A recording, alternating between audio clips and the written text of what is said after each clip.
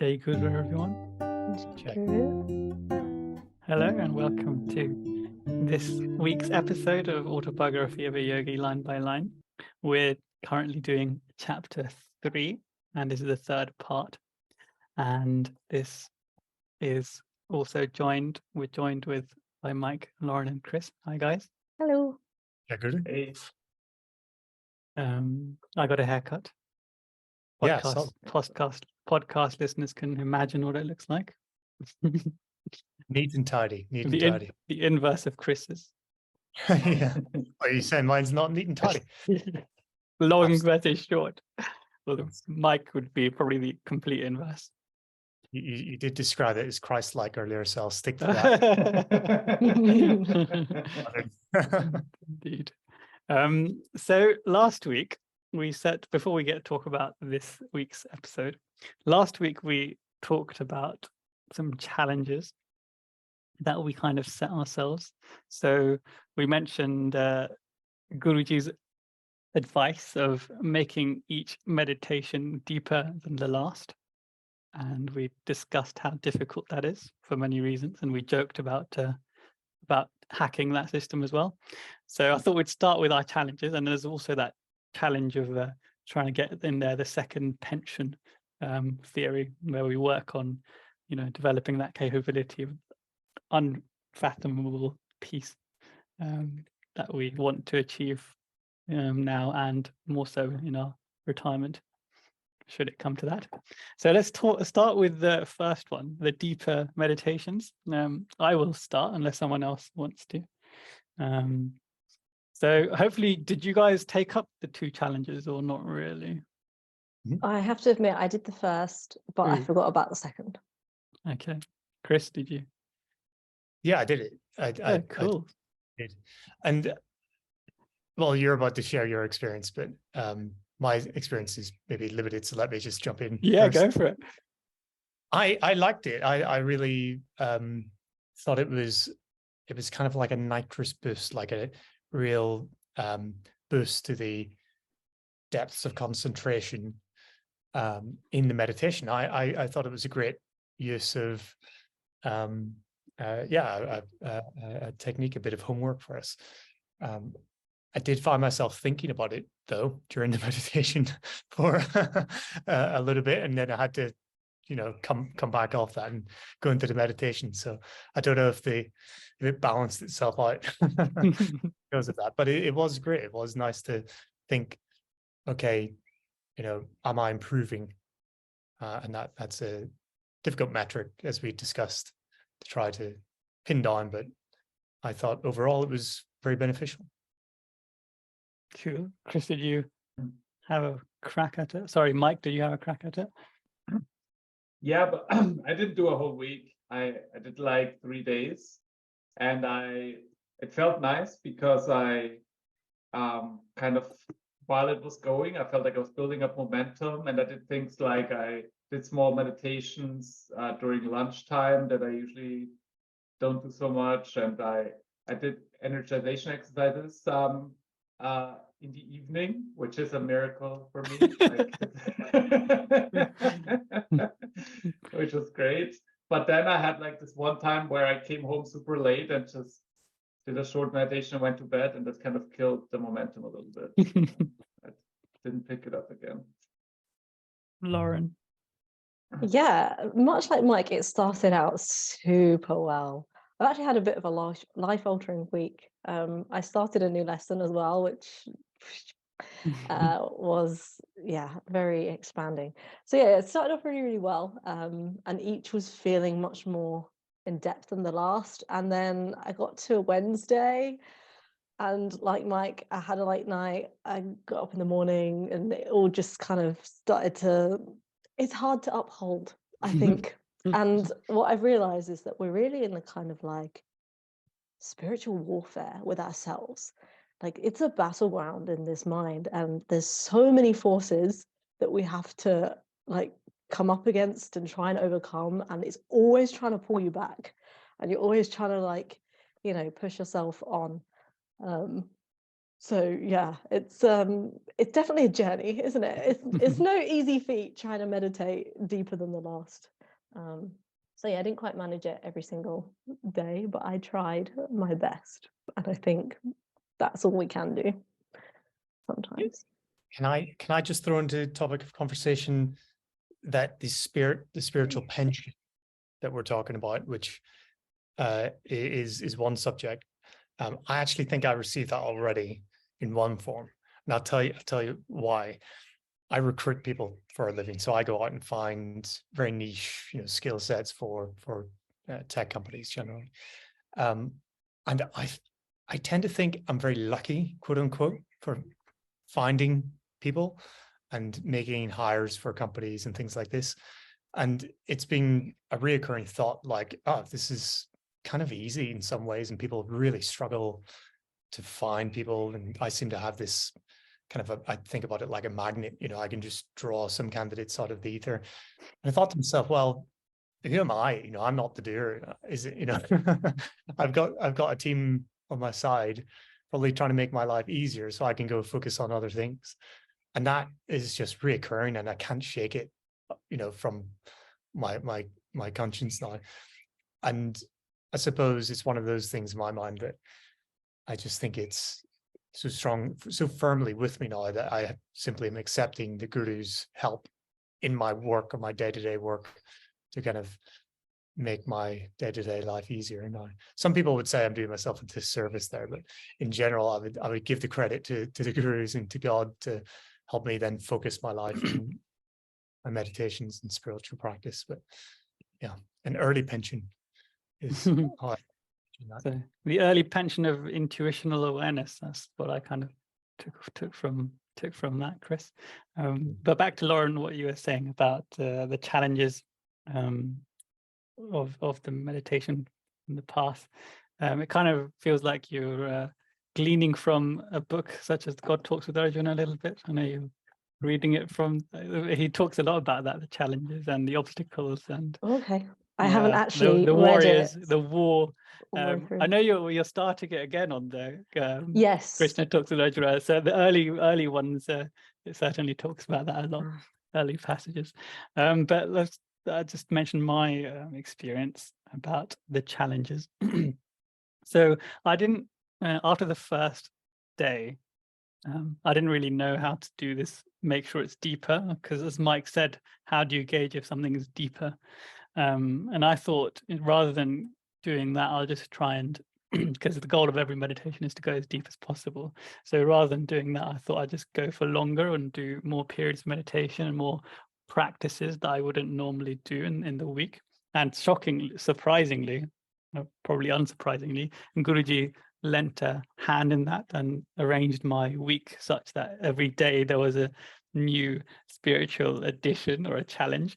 So it made it a lot more helpful that this week's a special week. Today's Ram Navami, which is celebrating Ram, the Lord Ram, and he. So we fast today, and I usually do my once a week fast on Saturday. So I did that Saturday fast, and then there was another fast yesterday. So there was like 3 fasting days. So then when you'd fast, you obviously have much more time. So I had much more time for my practices during those fasting days, which really helped.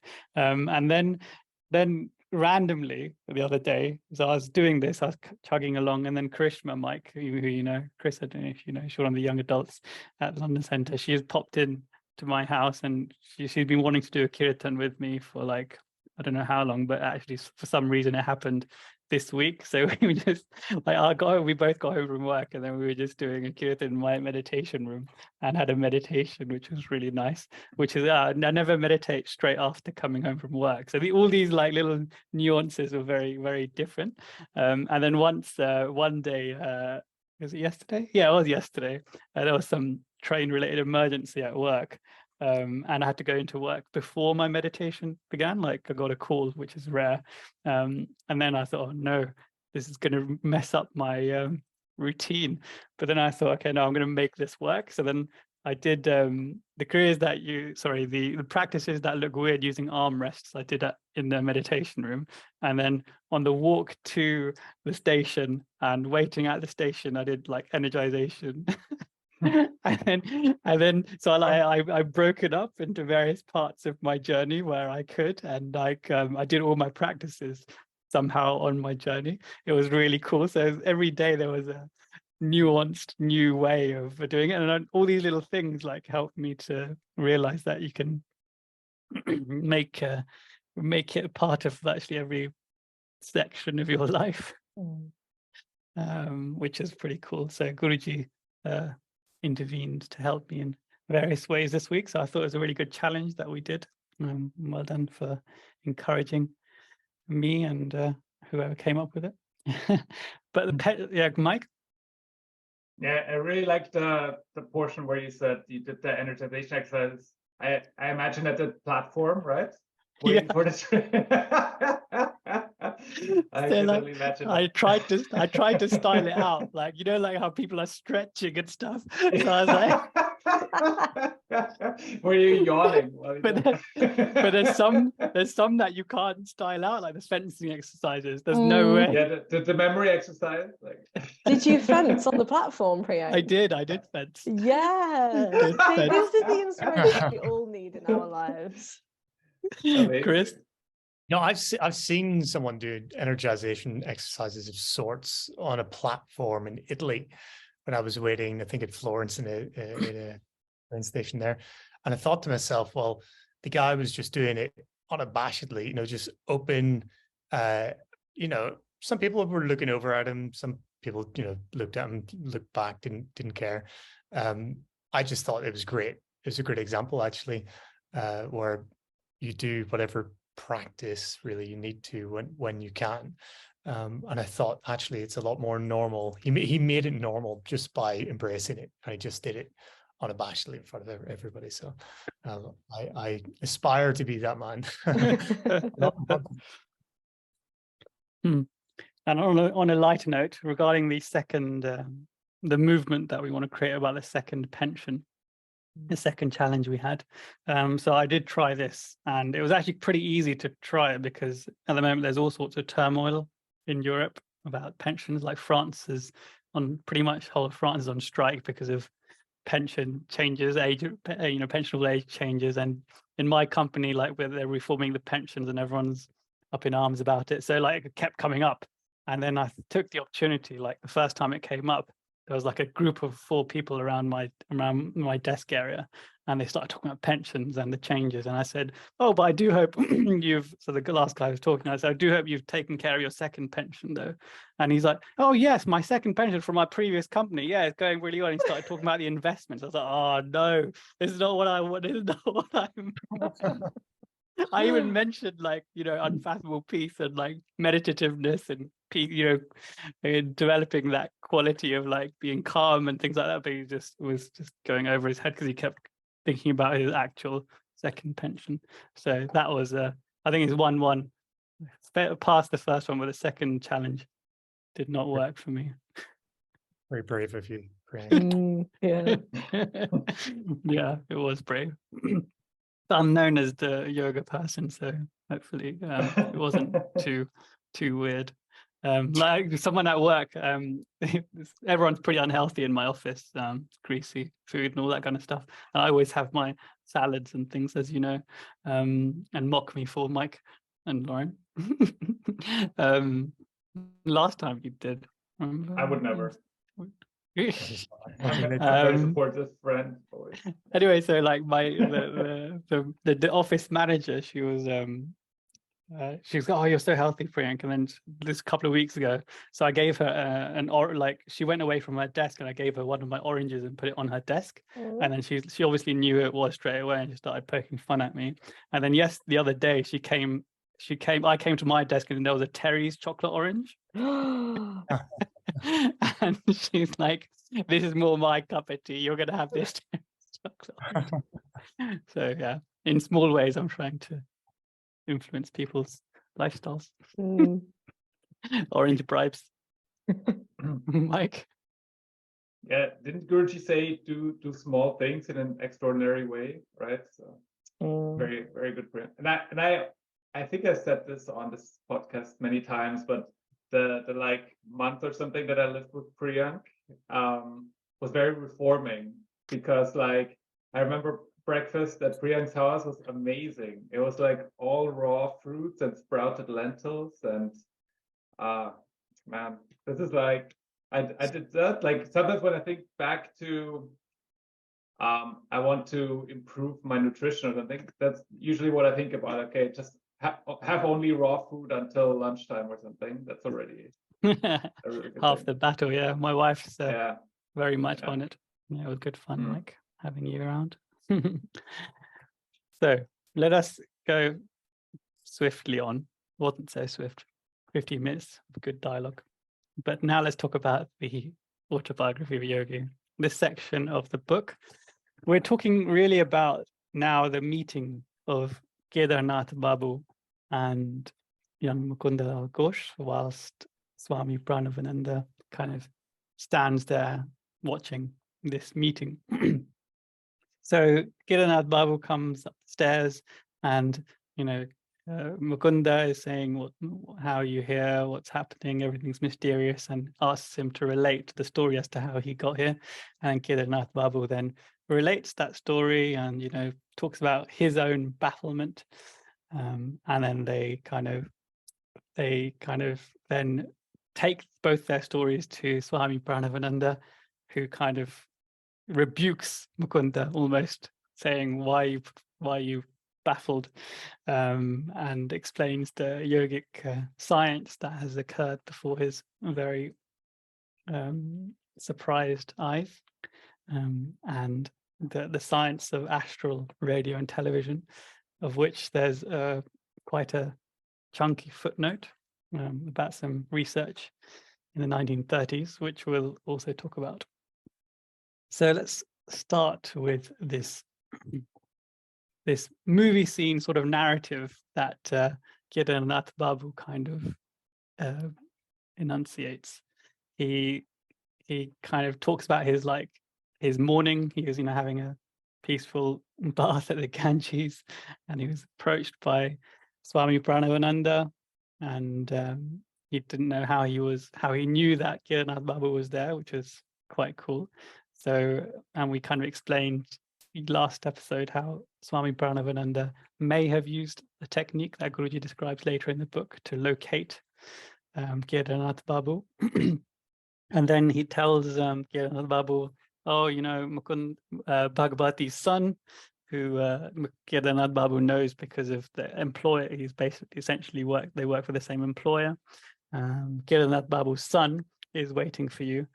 Come with me. And Kadarnath Babu said, yeah, okay. And then swiftly as he said that, he kind of disappeared into the crowd and gave him some enigmatic smile. So it's one of those scenes in a movie which makes absolutely no sense. And then later on, like halfway through the film, then it kind of like things transpire, and then you understand fully what happened. But at the time, it must have been, and reading it there is quite cool, because it's like we start at the end, so we know what happened. So it's quite a cool way that the story is narrated here. We're going to talk about the enigmatic glance a bit later, but obviously Swami Pranabananda is actually he's done something called bilocation, which we again talked about last episode, but we'll talk about it a bit more detail here. So he was essentially in the room with Mukunda and went into 2 periods of meditation.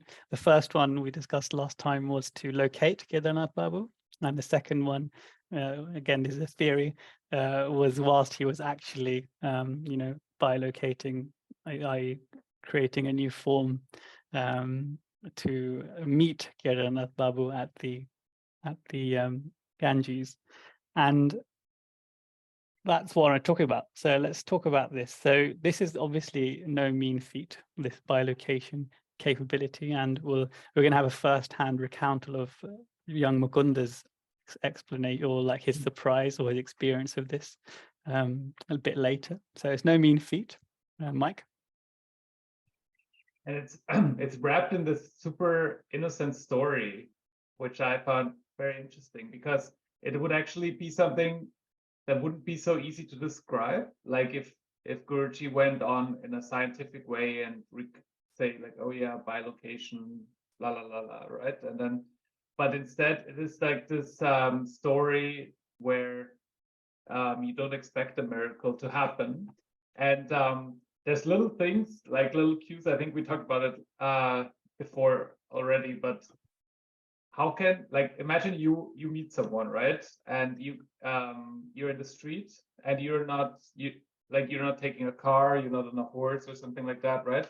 You're just going home now, and this other person's also gonna meet you home, and you go like, yeah, but I don't have time right now, I have to go, right? And then he just runs off, even though he's an old man, but he seems to be perfectly capable of outpacing him and still be at home before the other guy, which I found funny. I would have expected in a normal sense that they would just walk together to his house, but that's not how it goes at all. And there's obviously there must be a reason why he decided to leave Kadarnath Babu behind. He kind of asked him, how long will it take you? And he said half an hour.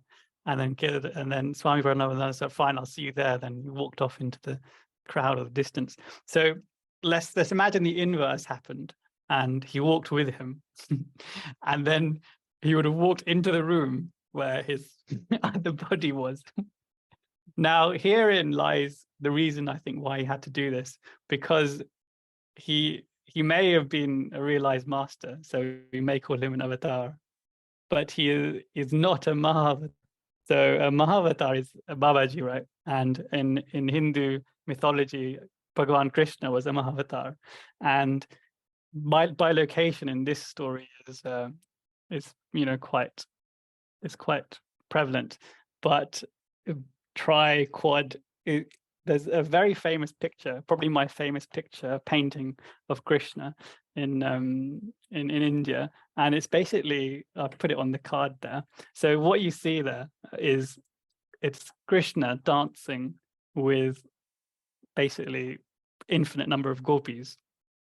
So this is the Ras Leela. So every night Krishna would play and dance with all the girls, and all the girls would want to dance with him. And that's obviously all the girls of the village. So he actually manifested. So each girl thought and actually experienced Krishna to be with them during this dance. And now this is where it's pretty magical, because this is what a Mahavatar can do. Because a Mahavatar is not limited by a single space, right? He's not limited by being here and only here. So like you may ask a Mahavatar, how are you able to be such a personal guru to me and also at the same time be a personal guru to X, Y person, Z person? And Krishna manifested it. And this is why the story, Krishna's childhood stories are so ludicrously like famous, and they're so like, they're so worshipped, and because of the magic and the beauty of devotion that it kind of imbues in your own life when you're thinking of the incarnation that was Krishna. Mike? So many questions now. So do you think those gopis, when they looked around, they saw all those different Krishnas? This is it though. If you look at the paintings where this is, they're totally engrossed. There could be a trillion Krishnas. They would only see the one that's in front of them because they're completely engrossed. And they talk about this the kind of drug-like effect that he would kind of have on his devotees, which is with through everything, through his looks, his sweet, his speech, every single thing. There's a very beautiful song called Maduram. Maduram is sweet, and it describes like all his sweet attributes. Like it says, like even his fingertips are sweet. So his hair is sweet, his voice is sweet, his eyes are sweet. So it's a really beautiful song called Madhuram, which is famous in India. So yeah, so let's compare the two. So Swami Pranabananda had to kind of set this up in a way where he did this, miracle of bilocation, but he had to do it in a way where he was meditating, right? He closed his eyes and meditated and basically said, don't disturb me. I'm doing something that's a feat of, science, mystical science. And then he performed it. But Krishna, obviously, that requires no such requirement. He can just manifest himself in this way. And he doesn't need to have, wooden sandals here and loincloth appearing there. You can appear in different clothes in different places, as it were. Yeah, Mike? So we're saying that his consciousness can only be in one place. It's either in this body or in the other one. That is what it appears. Yeah, that is what it appears like, because this is why I took the effort in the last episode to split out the time where he's actually doing the bilocation, because for example, when he's standing still for half an hour pretty much, and Mukunda's like just saying what's going on, and at that point obviously he's actually with Kadarnath Babu or walking back or doing some other errand that we're not told about. Lauren? Yeah, it also says in the section just before that we did last week that his eyes sparkled as if observing something of interest and then grew dull. So that would go in line with what you're saying. Yeah.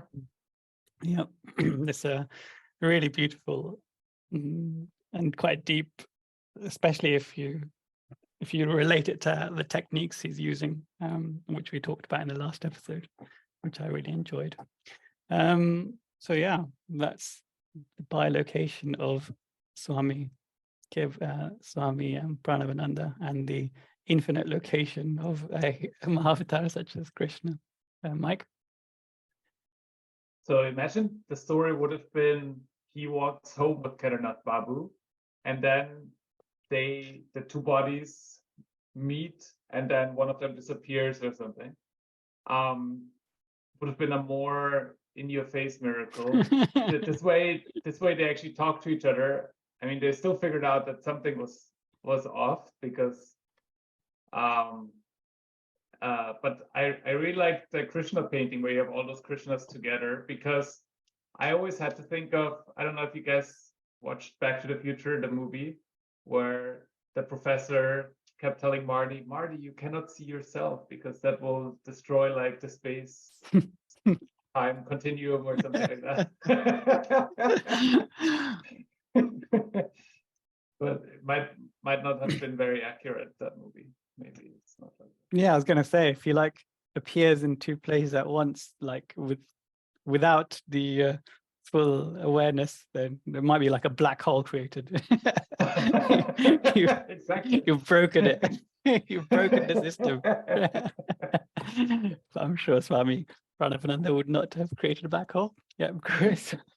At a slightly more mediocre topic, when I first read this and looking back now at it, he said here we went hand in hand. And I thought, that's peculiar, because in the culture in the UK, two men don't normally go hand in hand. But actually, in India, I think they do, right? It's actually it's quite common for two men to hold hands. And it's I'm just laughing now to myself, because it is miraculous what we're reading. We're quite right to focus on the topic that we're focusing on, because it is the subject here. But when I read it, I thought, oh, that's strange. Like, two men going hand in hand, like that stood out to me. It just shows, what the mind can pay attention to sometimes, and how you prioritize information.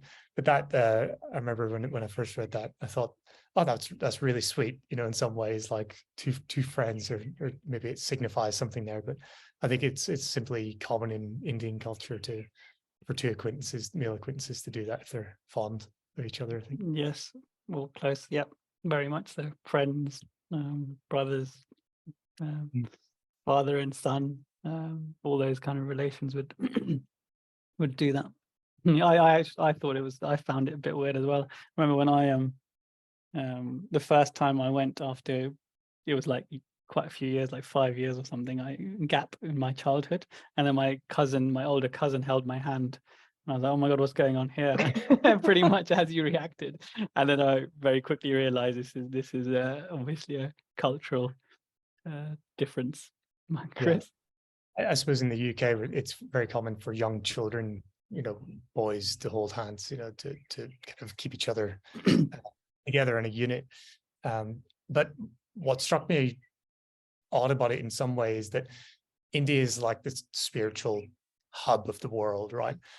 But yet in yoga, they say essentially to be mindful about connecting with others, with hands, because you're creating that magnetic field between the two of you. Yogananda talks about this a little bit.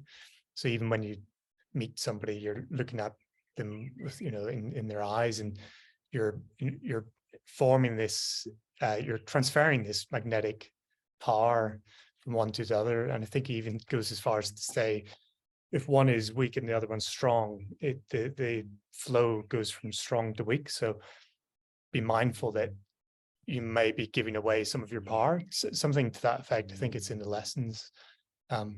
So for that to be common in India, I thought actually that's more peculiar to me than the cultural aspect of it. Because you pranam, normally, you put your hands together, and to me that signifies this union between the different, the left and the right currents of metrical currents, and you can amplify the prayers and things like this. But yet it seems common to do that in India. So I thought it was almost like it didn't quite fit that conceptualization that I made to my mind. But talk about hand in hand. The next line is, the Swami in his wooden sandals was able to outpace me. So wooden sandals, still really haven't figured out the mystery of the significance of the wooden sandals. And other than just the fact that it's proving that it was the same person and the same clothes and items that he wore, but it seems to mention it. Wooden sandals, they're like the famous ones are basically you have pretty much a strip of wood, very thin strip of wood that would form like the sole of a shoe, and then in the middle where your toe and your first finger of the toes is, there's like another bit of wood that comes up, protrudes upwards, and then you kind of grip that with your toes, and then you can walk along.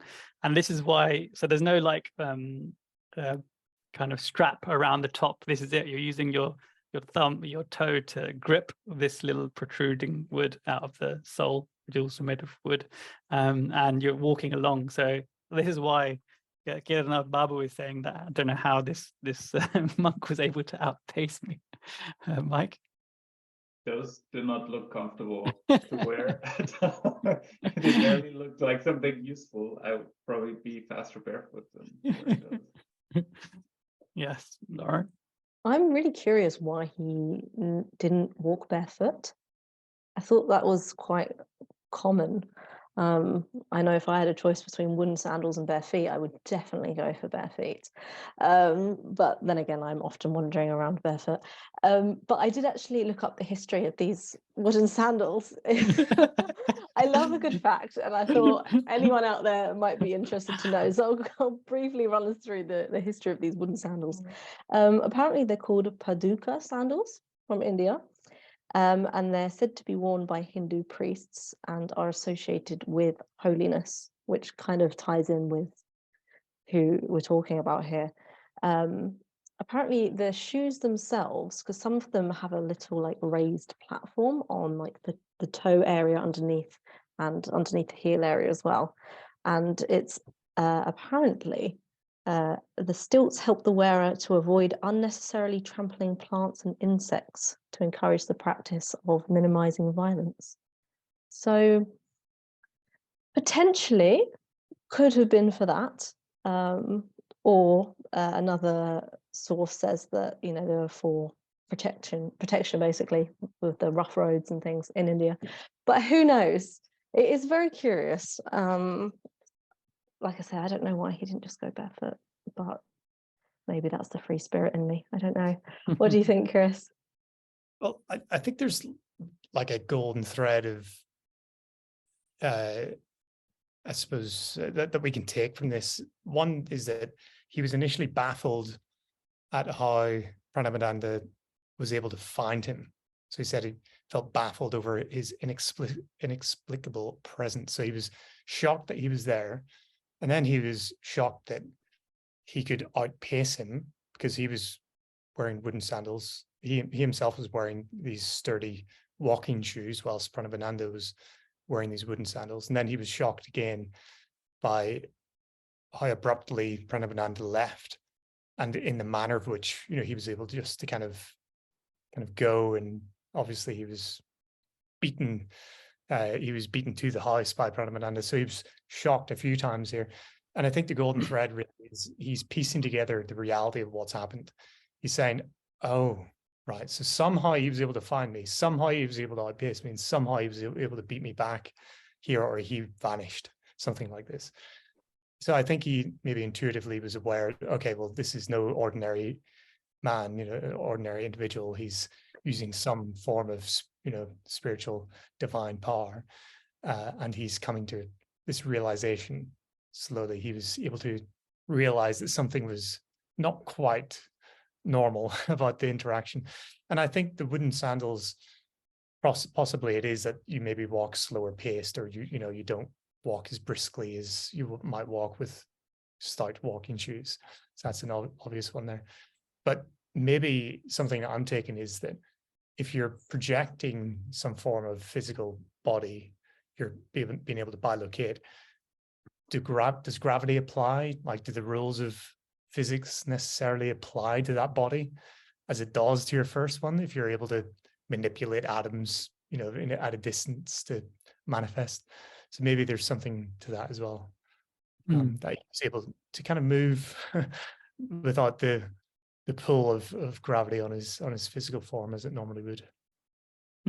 Lauren had the hypothesis last time that it was like, it may have been like a projection, a light projection in that space. So I'm not sure about that now. Oh, she's changed. Well, just because he says that they held hands. And that's what Mukunda couldn't understand, how it could be real, because, you know, he sort of questions that, and Kedar gets quite angry about the fact that he doesn't believe him. But so in that sense, I think actually my comment before probably wasn't correct. There would have been that to be able to hold, but there's got to be some sort of astral physics going on here. Yeah, it's quite curious. Mike? They also mention the sandals again, because they are also at his house, right? So he must have duplicated the sandals, and it kind of helped make sure that they don't say like, oh, maybe it was another person or something like that. So to completely make sure in their minds that a miracle happened, and not some other person who maybe was doing something else at the time. Probably I conjecture again, but it probably is, Mike, you know, you said Back to the Future thing about like messing up stuff, like when you if he did walk back into the room with these, you know, with this new body and this other pair of shoes and other loincloth that he was wearing, like those atoms he would have like garnered from wherever, you know, the creation around him, and then he essentially has to give them back, right? It's like a small loan, and hence he does that. Otherwise, if he brought them all into the same space, then like, yeah, it's fun. I've conjectured to speculate a little bit on this topic. But let's talk about point of views. So let's start with should we start with Kadarnath Babu then? Yeah.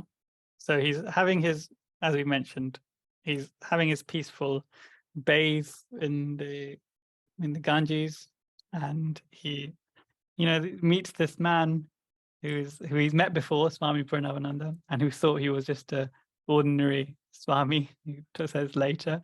But so he meets him out of the blue, and then he kind of, they have this nice little reunion, kind of, and then he tells him the purpose of what he was there for, which all sounds normal right now, other than the fact that he's just come completely out of the blue.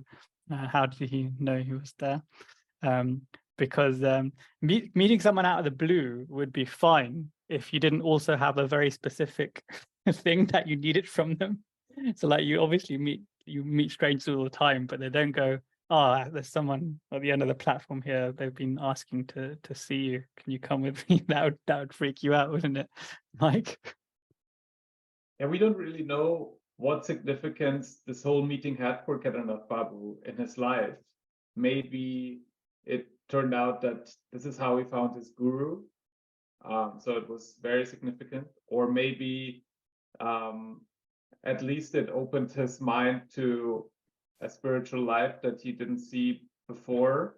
So I think if you think about his perspective, it might have been, for the three of them, for him it might have been the most significant. Because he already would have met Lahiri Mahashaya, wouldn't he?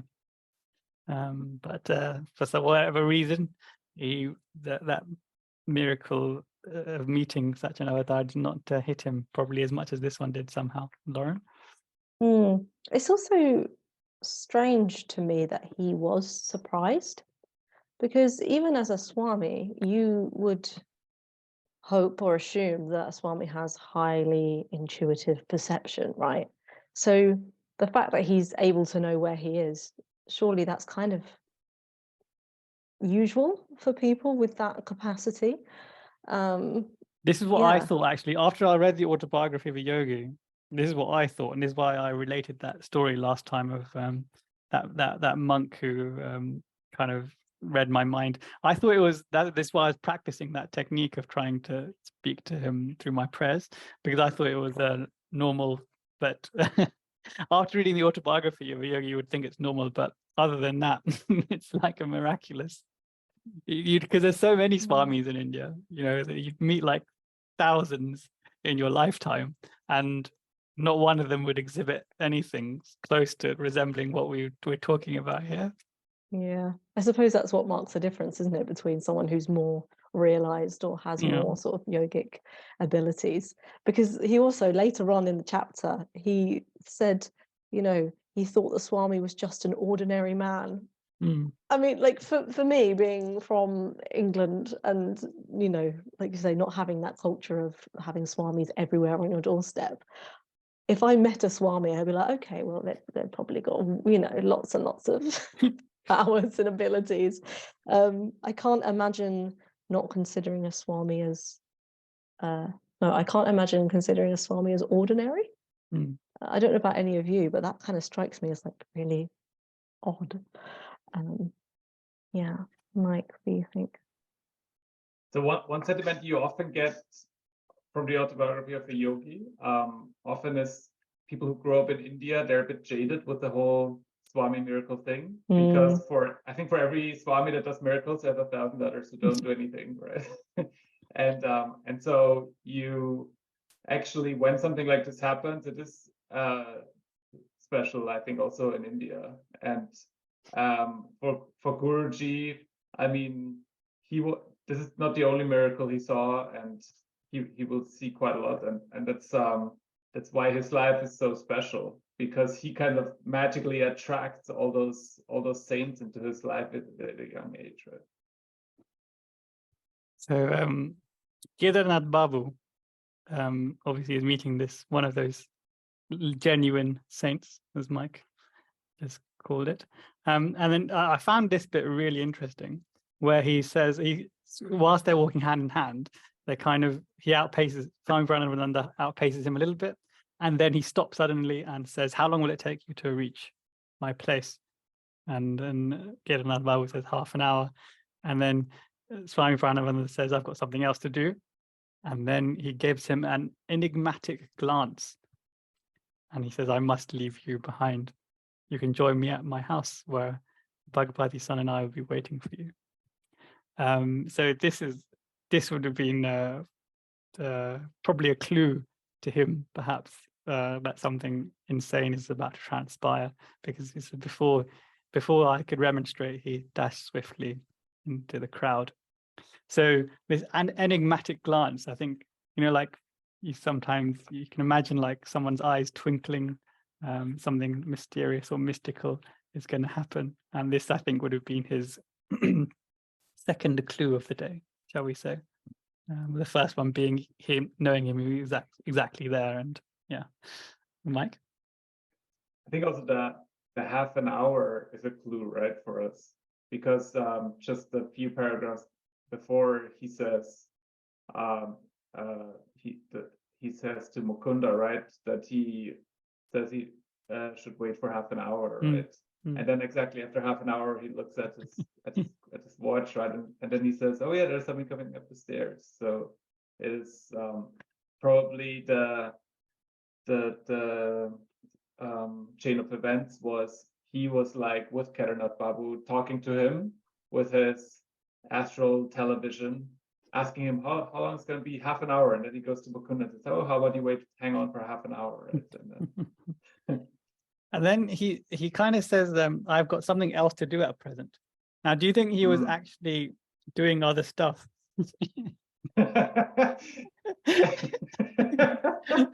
Mike? He was there for neither in this half an hour, right? He was meditating on the one end. On the other hand, he was gone. So he might have been in a third place, just having lunch or something. There could have been a third devotee that needed his... or not, yeah. Or he needed to get his wooden sandals sanded and polished, which is why the sandals are there, but we know nothing about the mystery of the sandals. Lauren? I thought it was because Mukunda became restless in the room, and that's when he was like, oh yeah, he's coming in half an hour, because he's just had the conversation, right? And then he's come back in the room. He's probably sensed that Mukunda's getting really, really restless, and he's like, oh, I'm gonna have to go back now. But yeah, I never considered that he could have actually just gone off to do something else. Why not? But yeah, that was my initial reaction, that he'd gone back into his... Well, maybe it takes that long to re-merge that bilocated body. Mike? Do you think that's how everyone is going to be in the higher ages? Like, my default body will always stay at home, meditate all day. And then whenever I need to do something, I will duplicate myself and go there, visit that person. Because it's much easier to do that than to actually move my body there. But then, Mike, you won't be able to fulfill Guruji's aim of like each meditation should be deeper than the last, because it'll always be meditating. So then how can you that's the only way how you can actually achieve that. You have one constant meditation throughout your whole life. Stay in that depth. And then he finally gets to see Mukunda, and then Mukunda's like what he basically challenges him, saying, what are you talking about? How did you get here? Did you actually see him or meet him in a vision, or did you meet him in a vision, or did you actually see him? And he said, did you touch his hand? And then we know that they did touch hands. So these are all these intricate details. So we kind of, Lauren, it kind of confirms that it wasn't a vision in this line of questioning. And then Kadarnath Babu was like, he gets a bit annoyed and frustrated and saying, I'm not lying to you. How else would I have known that you're here, etc. Yeah, Lauren? I really enjoyed reading this bit again when he gets angrily, replies to him, because I feel like there's like a really, really subtle lesson in there.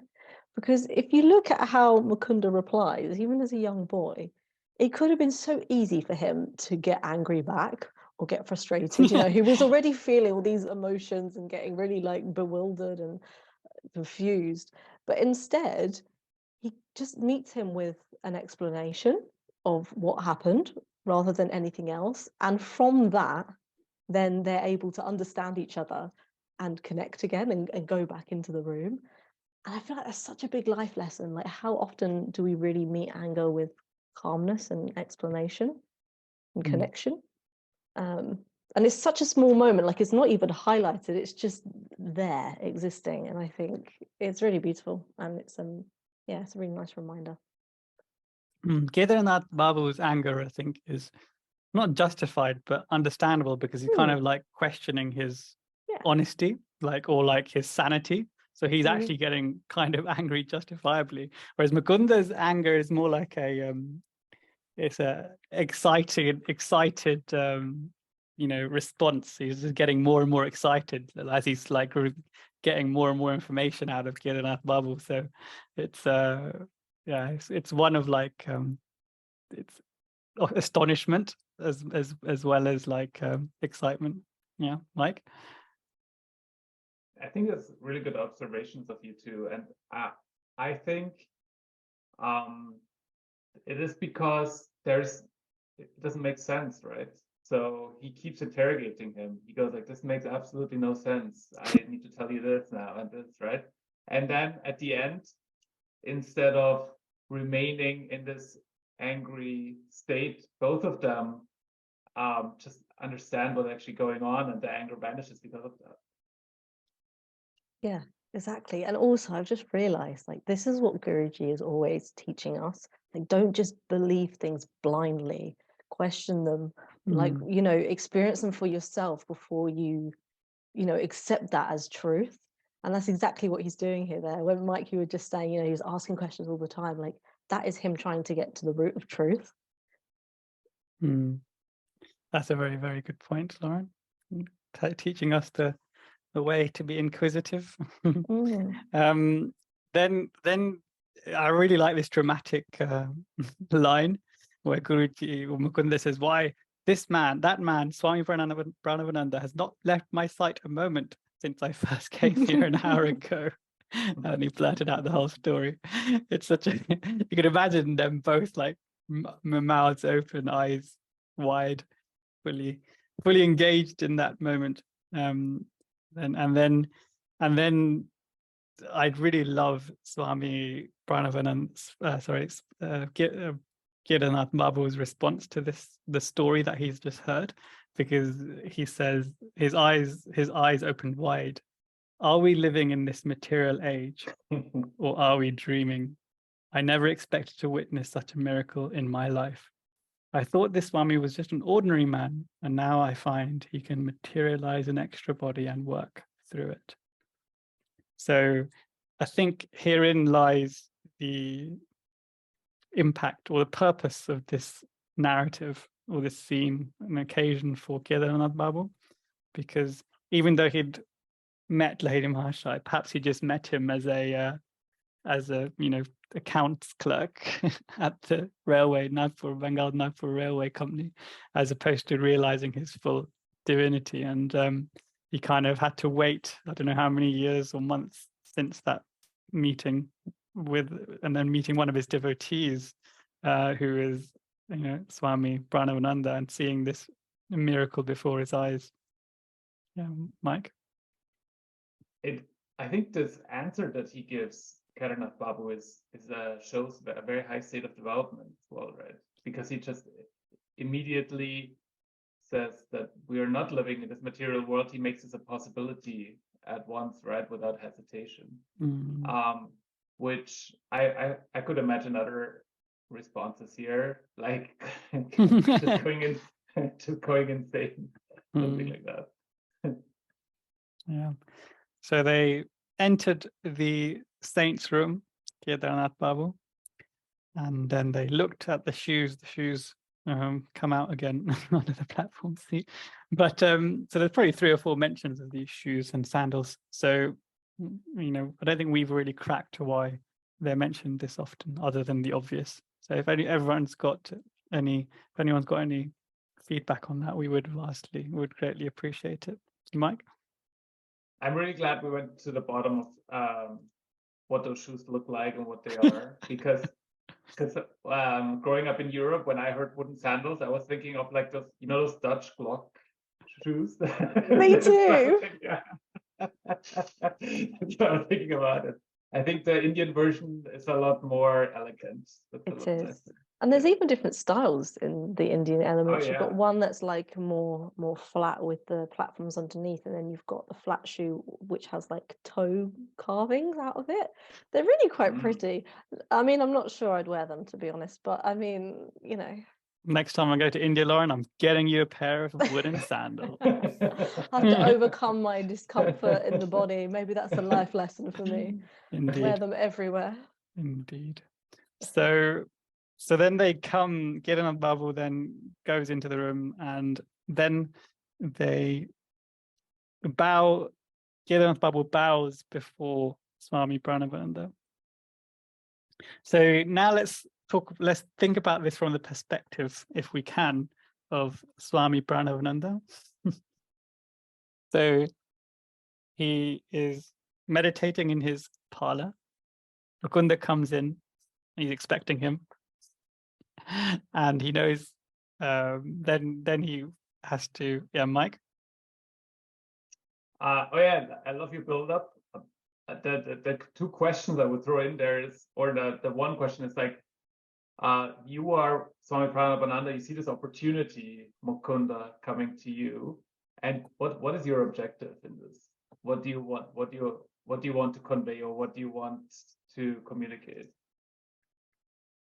Yeah, I think considering his state of awareness, Yeah, which is everything, right? Yeah, exactly. So he was fully enjoying this scene that was about to transpire, and in his awareness, he probably would have known that 100 years from today, there's these 4 idiots around the globe that are gonna discuss and get wrong to death these little, that 60 minutes of happenings. But he would have known that he now is playing a part in Mukunda's transformation from the boy Mukunda to Yogananda, and it was like a step by step process, and this was a significant step, and hence it's why it's got a whole chapter dedicated to it. So he would have foreseen it happening, and then I think he had the most fun that he could with it, and he added all these quirks with the wooden sandal and the loincloth, and meeting Kadarnath Babu and surprising him, and then I really can imagine him from behind, when Kadarnath Babu and Mukunda are discussing and being completely amazed and surprised at what they're discovering as they're asking each other questions. Him just like knowing what's going on from the other side of the door, from above the stairs, and just like smiling to himself. Mike? So he was friends with Mukunda's father, right, Bhagavati? And I wonder if Bhagavati knew that he was pulling those two-body bilocation miracles, or if he didn't know, because he could have warned Mukunda. He could have said, beware, or he's famous for doing this, or maybe he didn't do this very often. Maybe he just did this for Mukunda to show him the divinity in himself. Because when he calls him the saint with 2 bodies, I wonder if that means he calls him that because he's doing that on a regular basis. I feel like maybe the last one, Mike, the fact that he just knew that his son would benefit from the Swami's presence, because the only reason I say that is in quite a few chapters later, Mukunda and his father meet the Swami again, and the Swami makes a comment and he says, why aren't you kind of doing as well as your son? You need to meditate more. So I feel like maybe his father perhaps didn't have the knowledge yet of the full unfolding of events. Obviously, that is just conjecture. I will never know. But yeah. Good point. Yeah, and a little bit later, we actually can unwrap that a little bit more. because Swami Pranabananda, he has said, well, we'll talk about it later, but he talks about him, doing this often and meeting his devotees from around the world, and then he would have perhaps got a reputation for doing this. And yeah, so that's point of view. So I think it was quite cool to see it from each person's eyes, which is a different experience. So then Mukunda obviously is still surprised. So Mukunda's watching now Kadarnath Babu potentially accepting Swami Pranabananda as guru, I don't know, but he's bowing before him. And then now the saint kind of turns to Mukunda and quizzically, with a quizzical smile, he describes it. Why are you stupefied at all this? The subtle unity of the phenomenal world is not hidden from true yogis. I instantly see and converse with my disciples in distant Calcutta. They can similarly transcend at will every obstacle of gross matter. So describing there that this is not his first time, shall we say. and similarly and astonishingly, he's saying that his disciples also they can similarly transcend to basically do the same thing. So he's got disciples that can apparently bilocate as well. But I really love his first main point. The subtle unity of the phenomenal world is not hidden from true yogis. So he's saying, why are you stupefied by all this? You are a true yogi. You should not be stupefied by this, which is, I think, a really important point, because as we read in Majida, Mukunda, even at that young age, is very advanced, shall we say. I think it's really, I think it's a really, really profound, one of the most profound sections actually of the autobiography. This section is, the words are so beautifully put together as well, and it kind of, we may as well talk about this, because earlier Lahiri Mahashaya said to his devotees, why come and view my flesh and bones when I am ever within range of your kutastha, or spiritual sight. And here kind of he's also saying virtually the same thing. So he didn't physically need to go to these devotees. He used to be able to commune with them through their kutastha, perhaps, as well as physical bilocation, as he proved in this chapter. Lauren? I also feel like, when he says that line, and it's like, why are you stupefied? He's kind of speaking to the reader as well, because I feel like our reaction to that story is a reflection of where we're at the moment, right? In our journey of realization. And it's kind of, to me at least, it's saying, well, once you are a true yogi, you will not be stupefied by any of this. And this is all available to you right now. And it's kind of like through Mukunda, he's also speaking with us, which is a really beautiful way of conversing with the world, I guess, through your dialogue with other people. Yeah, indeed it is. So then what happens is Mukunda says, it was probably an effort to stir my spiritual ardor in my young breast that the Swami had condescended to tell me of his powers of his astral and radio television. But instead of enthusiasm, I experienced only awe-stricken fear. And then Mukunda describes he basically wasn't inclined to accept Swami Pranabananda as his teacher, he says, not guru, teacher. And then he glanced at him doubtfully.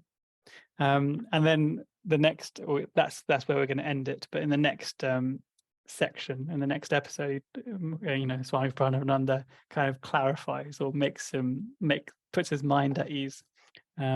Chris? Even though this story might be for the reader, for us, and Yogananda's life as an avatar was played out, for us in many ways. He still does use quite strong words to describe how he felt there. As a young boy, you can only sort of empathize with the having to deal with the gravitas of this information, having to process that. But it is quite nice to think about it, that he's actually learning through through the people involved, not actually having it done to himself, not having actually had that experience himself. So he's like, oh, like you experienced this and you've been sitting here, so I can put the two together. And it's a little bit of a softer landing for the reader, for us, as well as maybe for the young boy Yogananda, Mukunda at the time as well. Because could you put yourself in the shoes of Mukunda, and would you believe it at that age? And obviously as an avatar, it's comparing apples and pears in some ways, but I think as a young boy, it would have made the learning experience easier. Certainly for us, Yogananda retells the story in a way that I felt like I was there as well, and I felt like I was learning through his eyes. So he's a master storyteller, and I think it all helps piece things together as to how things might work. The hesitant Mukunda, in acknowledging the Swami Pranabananda as a guru, why do you think he was so hesitant? I think Mike put this question, seeing as he was seeking a true man of God, from the very earliest age. From his very early youth, and this clearly is a true man of God. He's a disciple of his family guru, Lady Mahashaya, and his father recommended him, and now he's shown him, and not through like vanity. He's explaining here. He's kind of shown him to to bring about that spirit, inspire him spiritually, basically. But yet Mukunda is still not willing to, or he's a bit scared to acknowledge what that could mean for him, if he is his guru. Lauren? I feel like it all comes down to intuition. He was very, very in tune, wasn't he, even from a young age, with Divine Mother, and we've seen so far that he only has to speak with Divine Mother and she'll give him whatever he asks, and all of this. And then he meets someone who is a master, a yogi, but he knows that that's not the teacher for him. That's not his guru. And I feel like that's just so telling of where he was in his own spiritual journey of like, well, he just knew instantly. But it's also, again, it's a lesson for us that your intuition always knows, the true unclouded intuition that's not, got any other mind matter in it. The soul speaks, and I feel like him having no inclination was exactly what needed to be, because it wasn't meant for him. Indeed. So how do we, Mike, sorry. Yeah, I also feel that Swami Pranabananda is like this very highly evolved master, and has disciples of his own, and is a disciple of Lahiri Mahashaya. And maybe because of that, he didn't want this to be an opaque situation. He wanted this to be a clear, like he didn't want to lead Mukunda on, and that, because he probably knew himself that he wasn't going to be his guru, right? And speaking of that topic, how in our lives do we know that someone is or is not our guru?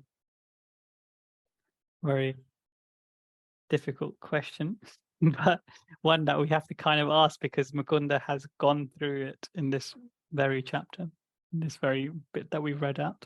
Mike? I think Lauren just gave a really good hint with intuition, right? Because I feel like, intuition is sometimes something that is very hard to like gauge, and it's hard to know, is this my intuition or not?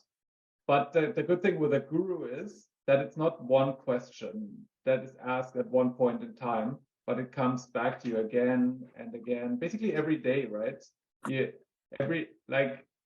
know how some people say they're married, and they feel like I'm choosing my partner every day over and over again. And it's a bit like that with the guru as well, right?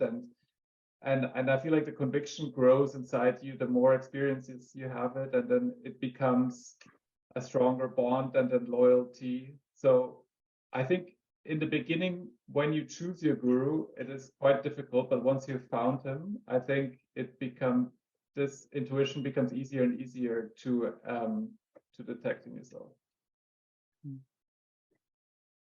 Difficult ones to answer. Lauren, what do you think? Yeah, I mean, I don't have a concrete answer, but Mike just said a couple of words that really like sprung out at me. He said, when you choose a guru, and it just made me think, like, I'm not sure in my own experience if we do choose our guru. I think our guru chooses us. Just from my own journey into this, it's kind of like you have no idea until he lands in your life that he's been there all along. And yeah, like you say, it's that like special bond, isn't it, that kind of transcends everything. But it's also interesting because we know from this book that people have it may have actually not been this book, but I remember reading stories of people going to Guruji and saying, I want you to be my guru, and him saying, oh, I'm not your guru, such and such is your guru. So even then it's like you can feel a pull towards a particular master, but it's not actually your guru, which is interesting in itself. Yeah, just want to throw into the ether there.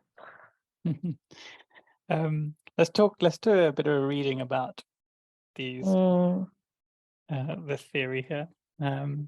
So let's open the card, the mastery of the gurus. I'll start. When you are moving blindly through the valley of life, stumbling in the darkness, you need the help of someone who has eyes. You need a guru. To follow one who is enlightened is the only way out of the great muddle that has been created in the world. I never found true happiness and freedom until I met my guru, he who is spiritually interested in me, and who has the wisdom to guide me. Brother Nandamoy, coming back to Lauren, what you were saying about him picking us, in many of his talks, he says each of us were hand-picked for this, not just for our own liberation, but for the work that's needed to be done in the world, and for him to lead us and inspire us through that work. Brother Nandamoy is just so good with some of his talks. I can't remember which talk it was, but a very powerful one. Lauren, do you want to carry on? Yeah, sure. Within your heart, cry constantly for God. When you have convinced the Lord of your desire for him, he will send someone, your guru, to teach you how to know him. Only he who knows God can show others how to know him. When I found such a one, my guru Swami Pranabananda, I realized that God doesn't teach through mystery, but through illumined souls. Great. Yep, God is invisible, but he becomes visible through the intelligence and spiritual perception of one who is in constant communion with him. There may be many teachers in one's life, but there is only one guru. He alone who is God realized and who has been commanded by God to redeem souls is a guru. One cannot be a guru merely by thinking he is. And if only people would adopt that definition of the guru, we would have much less confusion in the world about what a guru means. I really hate that they've taken that word and changed the meaning of it. All of English language speaking countries. Lauren? Just for our listeners and for myself, can you please enlighten us as to where this is from, please? So this is on the Yogananda SRF website. It's just, if you search for Yogananda and search for gurus, there's a whole list of amazing quotes of Yogananda in various speeches that he's given on the guru-disciple relationship and the guru topic itself. But I'll get the link and we can include it in the description. Thank you. We shall do that. Good point, Lauren. Thank you. So going back to the main text now. So he says, because there's a footnote, and the footnote is from something that Mukunda was reflecting on. He was saying that the Swami had condescended to tell me of his powers of astral, radio, and television. And then there is a footnote about astral, radio, and television. And it's really from a scientific research done by Dr. Giuseppe Calgaris. Is that my correct pronunciation in Italian? Close enough. Who was a professor of neuropsychology in 1930s in Rome, in the University of Rome. And he kind of did these experiments where it's described in the footnote, where he pressed certain parts of the body and the person responded with descriptions of persons and objects on another part of the building, or on a part behind a wall that wasn't visible to that subject. And then, so it's kind of like describing that, telepathy or astral visions, or, being able to see through walls is not a science fiction. It's very much, I can prove it to you. And he did prove it. And the professor, he told the professors that certain areas of the skin should be agitated, and then supersensorial impressions enabled this person to see objects that would otherwise not be able to be perceivable, i.e. through walls, through the ether. So that is quite amazing. So I did a bit of digging on this, and it would appear that even though it's his own hypothesis, this kind of comes back to a little bit about reflexology, because he discovered that you can do quite a lot with different, touching the different parts of the body with certain instruments, certain metal instruments, etc., and pressing for a certain length of time can have different impacts. So this was only this telepathic or astral vision thing was only one part of his research. Like he did all sorts of other research, and you'd actually see that you could incite, or you could instill compassion or happiness of people, even make people angry. You could see someone's aura depending on what you did, and you can make someone less hungry or less thirsty, or relieve pain. So these are kind of things that we kind of do with other sciences, such as what's the one with the needles, acupuncture and qi and reflexology. But his research it stands on its own in terms of methods, and the where he's actually pressing and the science he's using to explain is completely stands alone. For example, to receive some telepathic message, he would say that you have to press the back of the right hand at certain points, and then that would immediately incite full, like the person would feel full in the stomach. And then they'd get sensations in the forehead, and wow, where have we heard that? And then in that, then they would be able to receive a telepathic message. And similarly, to send a telepathic message, then you have to press at the back of the right forearm, and then you get watery eyes and a burning feeling, and then you can transmit some message to some distant part of the world and human. And similarly with auras, you can see people's auras, and it all gets very, very mystical. I'll put a link to the paper I found about it on the description. But Chris, you've got more experience than I do in this. What do you think? I can't say I've got more experience with you in this particular field, because this seems quite specific, isn't it? It's very it's identifying parts of the body. It's given specific use cases for it. So I have zero experience with that. I cannot claim any at all. But I do have some experience with another experiment. People may know the name by remote viewing or remote perception, and I have had some training with that by a friend of mine, who himself was trained by people who apparently, this is kind of the fun part in some ways, train people in the intelligence branches of the governments in the UK and in the US, and apparently they're all over this for some of their more magical, mystical elements of what they do. Are you an X-Man? Yeah. I know. You could make up some sort of X team, X people. But it is. I have no powers though. That's what I can be the one with the bow and arrow or something. I'm sure. Yeah, I'm sure we all have our hidden powers in some ways. Yeah.